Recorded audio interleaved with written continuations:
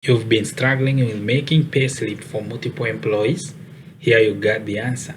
Learn how to make payslip payment vouchers for massive employees without big hassle. Using Excel formulas, you're gonna learn here how to make them. Information comes from one table and payslip is made onto the next sheet. Use formulas, no VBA, no coding. Then you can print this every month. You can save in PDF and you can make a colorful printout of your month.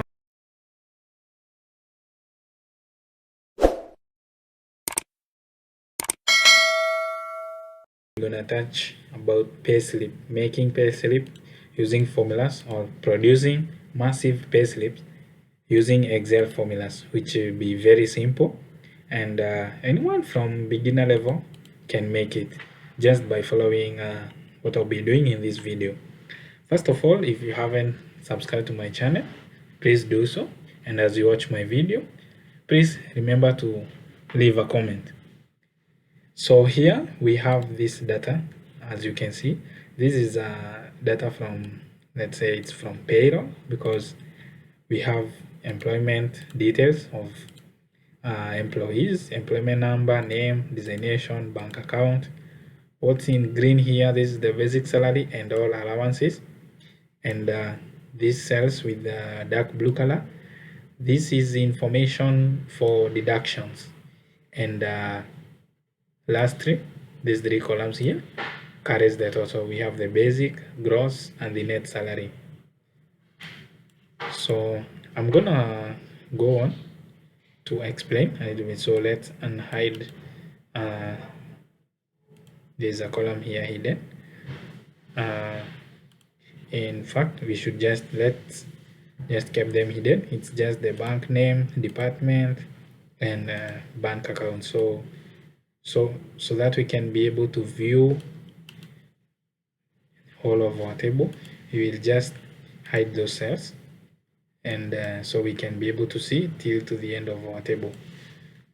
So this is the important thing about this payslip. You will only be putting data here on this table, but your payslip will be built here.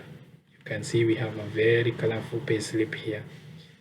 Another thing, in one A4 page, the payslip will be duplicated so that employee can get a copy and the employer can be left with a copy. So once you print the payslip, you just cut it in half. So starting on, our company doesn't have a name here, so, and we don't even know what the month of a payslip is. So let's make a formula here and say, let's unmerge, say is equals to today. Close the borders, open and close borders. So we can say this cell and merge or merge, so we can see the date. Then in here we can say is equals to this cell. Click enter. So there's a format here already. I have made a format, you can see here, or we can choose this format. So this format, we have text and the formula of the date that shows months, and we click OK. So here on the format, our typing is not so good. Payslip, click enter. So if we change this date, when this date changes, this February name changes, so it will remain payslip for rental hire company for the month of, so next month will be March, it will change to March. Then we're gonna use this date here in our payslip. We're gonna say that this cell is equals to lookup table, this cell. But whenever you put a date from combined cells or merged cells, it will always bring hash value. So remove merge, click one cell and click enter. And since we only want to show name of the month, so again we will go here, custom and remove the years and the YYY thing, write 4 M's that gives us whole name of the month, and click OK. We can center it and increase the size of the font. So I'm gonna explain why you see figures here and you see details of the employee here, because we have these cells here. So this is basically this cell. We can say this cell, this information on the first row here, all these headers, is exactly what's in this table here, this row. Then the next row here, serial number 1, is exactly serial number 1 here, and vertically information follows the same pattern. So serial number, employment number. So it's just that this cell, you click the cell, you say is equals to, you go to that table and you click the specific cell you want information from. So that is what we have here on this table. So we will need it here, so we for our payslip. The next step now that you have seen, we have already brought the information of the first employee here. The next step will be to make a duplicate of this cell here down. So we will highlight all this, all of it here. Let's increase with like 4 rows, then say copy down. So just move one time, we just drag it just one time. So here we have duplicate, but currently you can see here these zeros, they are not duplicate. These zeros are not duplicate. They refer to cells that are empty. So we need to say that these cells, the name here should be same as whatever is here. Click enter and then pull down same way. So come here, basic salary, say is equals to basic salary here up. Remember,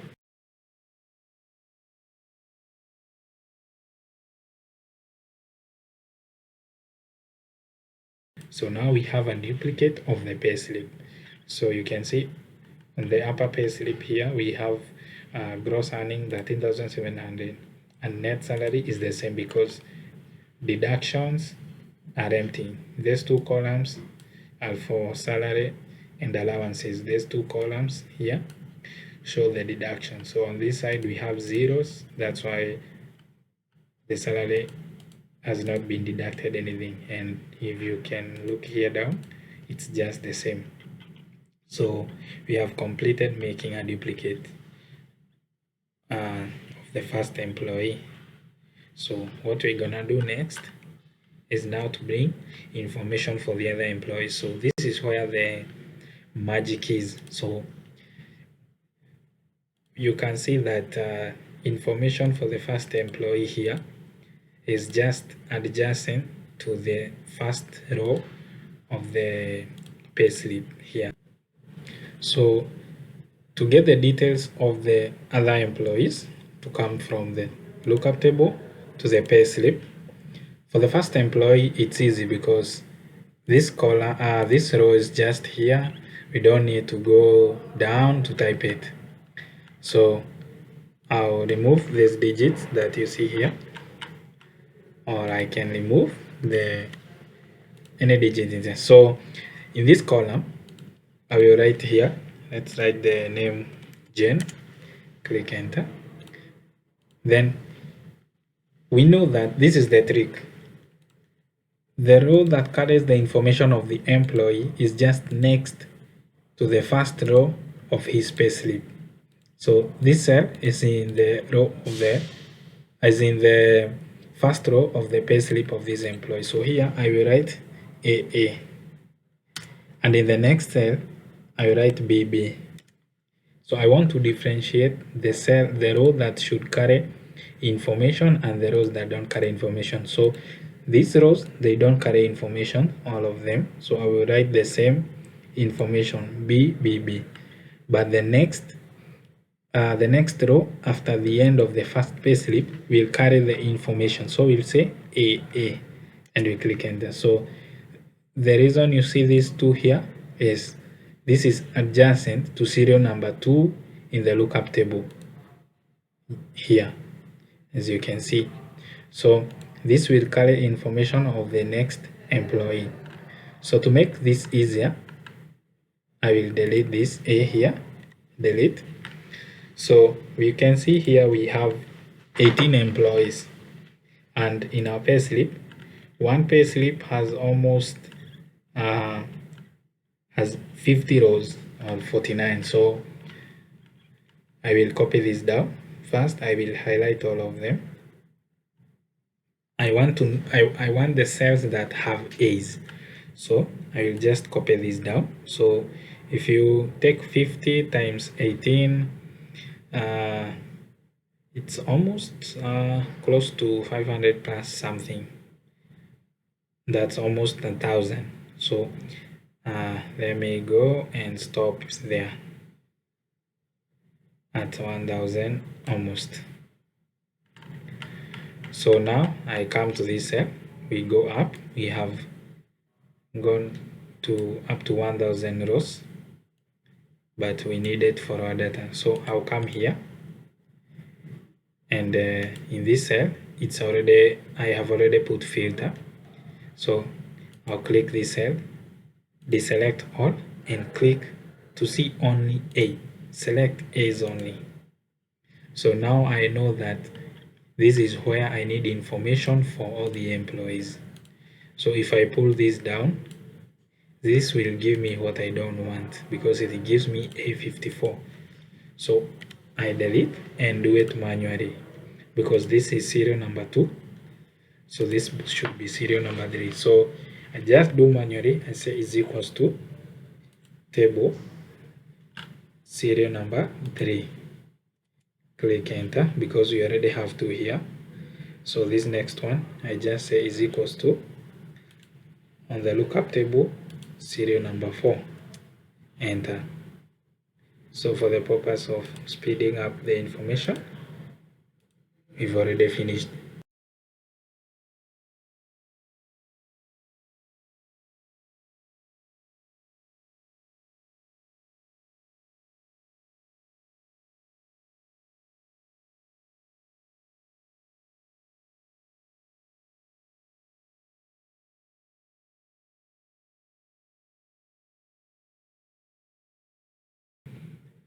Should be just general. So here we have our information. So what we need to take these cells, highlight them, and pull vertically up to the end. You can see our data is already appearing. And there we have. So next, I'm gonna come here and say select all and show all now. So you can see our information here for each and every employee. So now that we already did the first payslip here, the first page, we need to do the rest of the pages. So what we're gonna do, we already locked the cell for the month, so the rest no need to be locked. So we're gonna highlight the whole first payslip, all of it. We're gonna highlight the first payslip, so we move slowly so our mouse doesn't overlap. So, and then we click here, we continue all the way down. So let's stop there. See, so the next thing is first we go to remove the printing tile, or we can just increase, we can just move this line down, say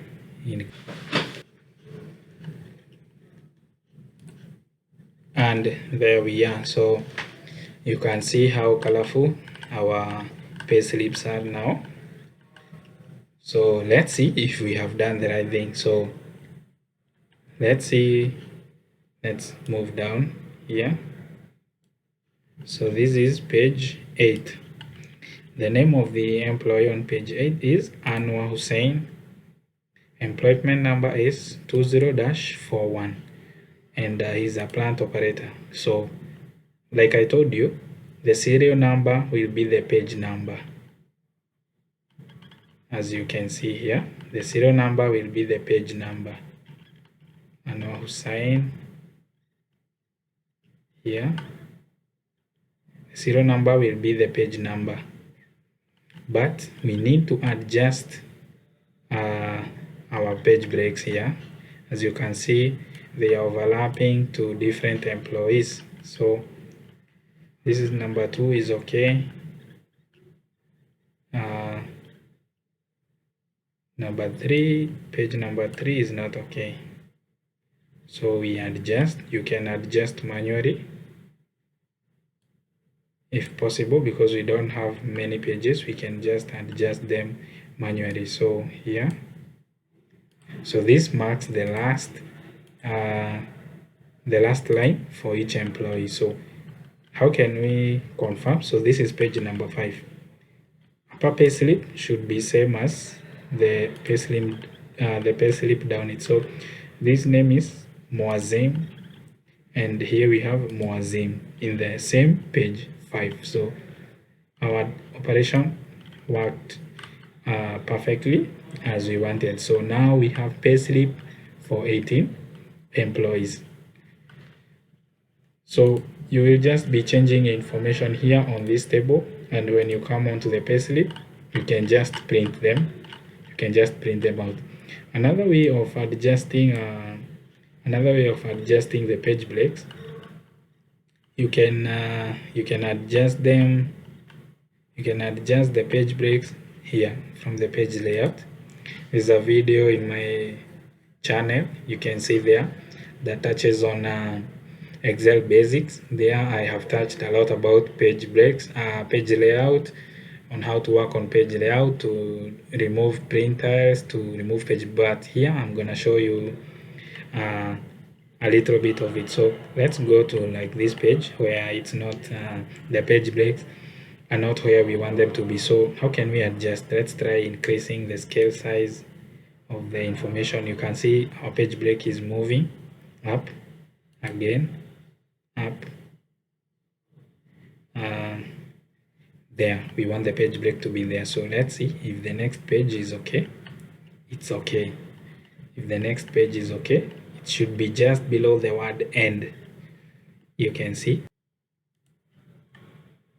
there, it's okay. So all the pages, this is page 12, page 13, page 13 is here exactly. So our margins, our page breaks are okay, and our pay slips are ready to be printed. So let's try.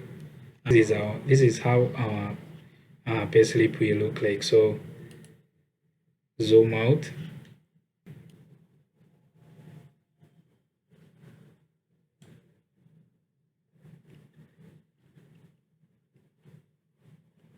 So now here we have the whole of our pay slips here. So this is automatically done like that. You can print all your pay slips there, and on this table, this is where you will just be entering data. You don't need to enter anything here. This will come automatically. So we can say this is an automatic pay slip, even though there are no codes or those hard-coded formulas. But here we have it. You may be asking how we got the gross and the net. So this basic salary is just whatever is here. For proper calculation, we bring it here, and the gross earnings is all of this without the deduction. Then the net salary is the gross minus whatever is here on this down the blue blue columns, blue labels here. So these are the deductions. So net salary is a basic salary, is a gross salary minus gross salary minus the deduction, so we get the net salary. So that's how easy it is. You can see we have been able to produce our pay slips. So join me next. I'll be teaching you how to produce this using the VLOOKUP formula. We have not used the VLOOKUP formula today. We just did direct Excel formulation. So next time we'll be using a VLOOKUP to produce the pay slips and other more tools I'll be working on. As you watch the video, remember to subscribe and leave a comment on the video. Thank you very much.